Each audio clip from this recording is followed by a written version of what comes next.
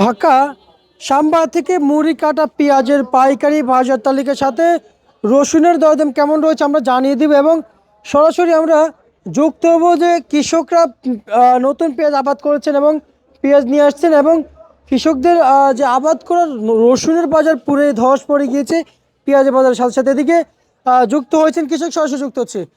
আসসালামু আলাইকুম। ওয়ালাইকুম আসসালাম। কেমন আছেন আলহামদুলিল্লাহ। ভাই? নাম কি আপনার? আলমগীর। কোন জেলা থেকে আসছেন? আজ থেকে রাজবাড়ি থেকে কত বস্তা পেঁয়াজ নিয়ে আসছেন? পেঁয়াজ নিয়ে এসেছি 30 বস্তা। 30 বস্তা। আপনার সহকর্মীরা সহকারে কত বস্তা নিয়ে আসছেন? আমরা এক গাড়িতে তাতে মানে 200-250 বস্তা। 200-250 বস্তা নিয়ে আসছেন। আচ্ছা, বাজার কেমন বুঝতেছেন? এখন কি বেশি না কম? আজকের বাজার আপনার 50 থেকে 55-60 ভিতরে। আগে থেকে বেশি না কম? আগে থেকে এখন কম। আগে থেকে কম।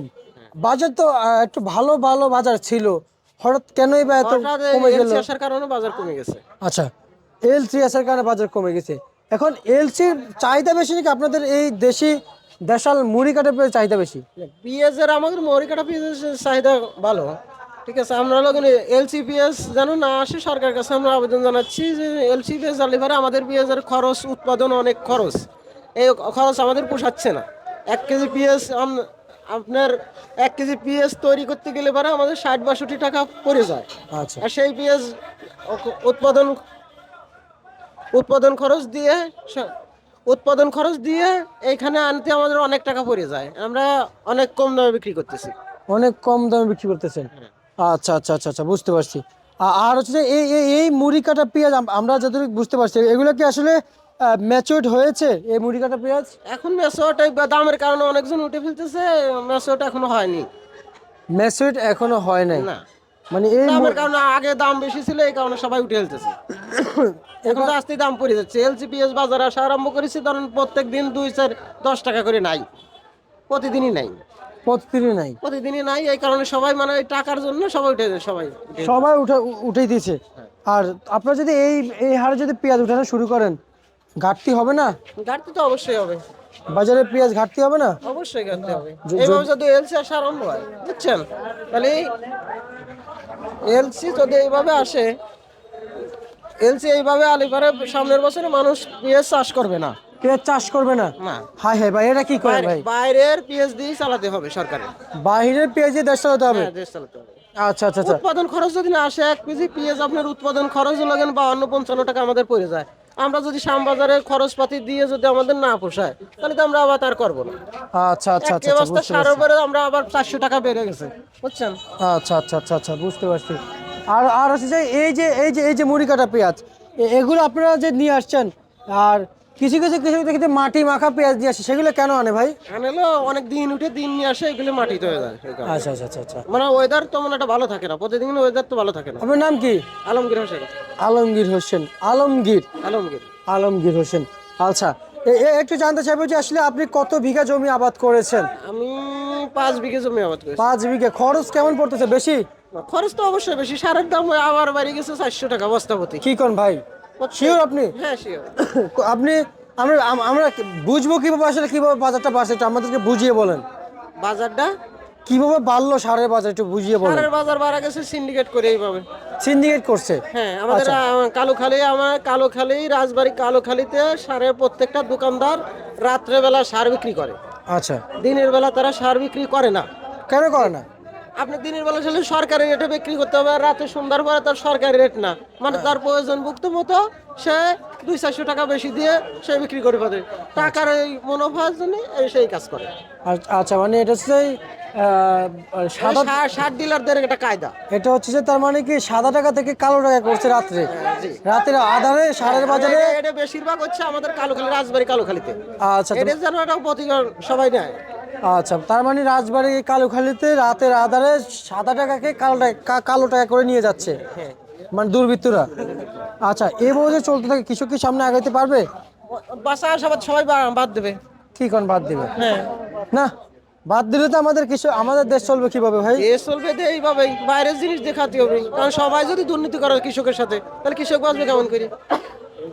আচ্ছা আচ্ছা, মানে সবাই কৃষকের সাথে দুর্নীতি করে? সবাই দুর্নীতি করে। কি কোন ভাই?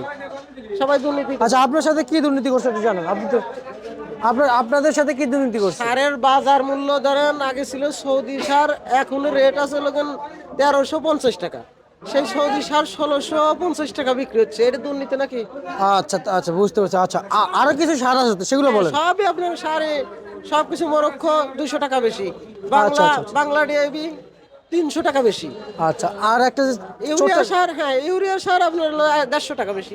আচ্ছা আচ্ছা, ছোট একটা পেঁয়াজের খেতে স্প্রে করার জন্য একটা বোতল আছে আপনাদের কাছে, কীটনাশকের বোতল, হ্যাঁ, কীটনাশক সেটা কি বোতল? প্রত্যেক বোতলেই বেড়ে গেছে আপনার 30 থেকে 50 টাকা বেড়ে গেছে। আচ্ছা, এই শিশিটার আসলে এটাকে নাম কি বলে, যে আপনাদের এই যে স্প্রে করে পেঁয়াজ মানে পরিপূর্ণ হবে একটা স্প্রে করে? স্প্রে করা ওটা হলো আপনার লগেন অনেক অনেকজন অনেক কিছু ব্যবহার করে, ঠিক আছে, অনেক কিছু নাম তো আর খেয়াল নেই, আমার মন থাকে না।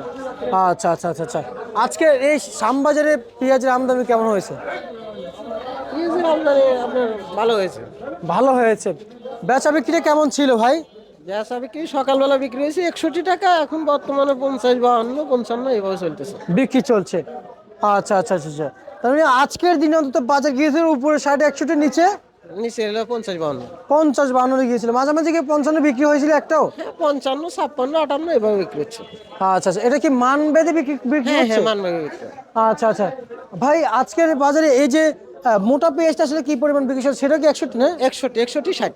আচ্ছা, রসুন তো আপনাদের, রসুন তো কারণ না। রসুনের কথা কয় যাবি না, কেন ভাই? রসুনের বর্তমানে বাজার হলো 20 থেকে 22 টাকা আমাদের দেশের বাজার। ভাই একটু বলেন যে আসলে রসুনের একবারে কি অবস্থা? সরকার তো আপনার পেঁয়াজের বাজার 90, 95 হয়েছিল, এই কারণে আপনার সাংবাদিকরা প্রত্যেকটা দিন নিউজ, আর প্রত্যেক দিন কৃষকের প্রতি মানে ক্ষেপ, যে এইটা কেন এত দাম হইলো, কেন এত দাম হবে, সবাই এইভাবে। কিন্তু রসুনের আটা আপনি যান, রসুন জায়গা চেষ্টা করেন কেমন হচ্ছে, দেখ রসুনের কথাটা বলুন। আচ্ছা আচ্ছা আচ্ছা, আপনি কত বিঘা রসুন লাগাইছেন? রসুন আমার আছে 2 বিঘে। 2 বিঘা আছে। আচ্ছা, এই রসুনে যে এখন যে লস হচ্ছে, কিন্তু রসুনে কি সেম বাড়তি খরচ হচ্ছে? বাড়তি খরচ আপনার কীটনাশক লাগতেছে, আপনার রসুন সার লাগতেছে, এটা তো বাড়তি খরচ তো হবেই, খরচ যা এটা তো হবেই, মানে বিক্রি কত হবে এটার কোনো হিসাব নাই। হিসাব নেই। না আচ্ছা আচ্ছা আচ্ছা আচ্ছা, এবং আজকের এই চলমান বাজারে আপনারা যারা কৃষক রয়েছেন এবং কৃষি পণ্যের সাথে যুক্ত আছেন, এবং রসুনের বিষয়টা যদি একটু খুলে যদি আমাদেরকে যদি একটু বলতে, আসলে এই মুহূর্তে কৃষকের যে পুরাতন রসুনের বাজার অবস্থান কেমন আছে একটু জানাবেন। পুরাতন বাজার আমাদের কালুখালী বাজারে বিক্রি হচ্ছে আপনার 1200 থেকে 1000 টাকা মন, যতবার সরেস রসুন নিলেন।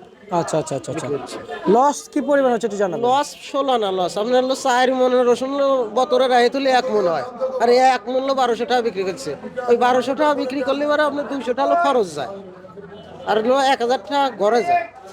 1000 টাকা ঘরে গেলে পরে এইভাবে যদি 8 বছর থাকে রসুনের নামকে মুখ দিয়ে নেবে না। মানে রসুনের নামকে মুখ দিয়ে বের করবে না, মানে এই পরিমাণ লস যাচ্ছে। লস হচ্ছে। হাই সরকার এর প্রতি কোনো পদক্ষেপই নেই, পেঁয়াজের দাম 2টা বাড়লেই নিউজ শুরু হয়ে গেছে। আচ্ছা আচ্ছা আচ্ছা, মানে এখন কথা একটাই যে দেশের বাজারে যে কোনো পণ্যের দাম দেশের বাড়লে বাজারে সেটা পিছনে কেউ কেউ দেখে না। প্রতিটা লোক আমাদের কৃষক যারা যুক্ত আছে কৃষির সাথে, এরা আমরা প্রতিটা লোকই বলতে চাই যে এলসিপিএস দ্রুত তাড়াতাড়ি বন্ধ হোক, দেশের সবাই টাকা ওইটা চাষির দিকে তাকাক। চাষি তো অনেক অনেক ক্ষেত্রেই চাষির প্রয়োজন আছে, আমাদের এই দেশে 70% লোক আমরা চাষি, আর আমাদের দিকে তাকানোর মতো কোনো লোক নাই, সরকারও না, কোনো মন্ত্রী মিনিস্টার না, যে আসে ওই সময় ভোট লুপে নেওয়ার সময় নেবে, কিন্তু আমাদের দিঘা টাকা পরে তাকাবে না। পরে তাকাবে। আচ্ছা ঠিক আছে, আপনাকে ধন্যবাদ, আমি আপনাকে ধন্যবাদ জানাচ্ছি। এই ছিল আজকে সর্বশেষ 72 ঢাকা থেকে।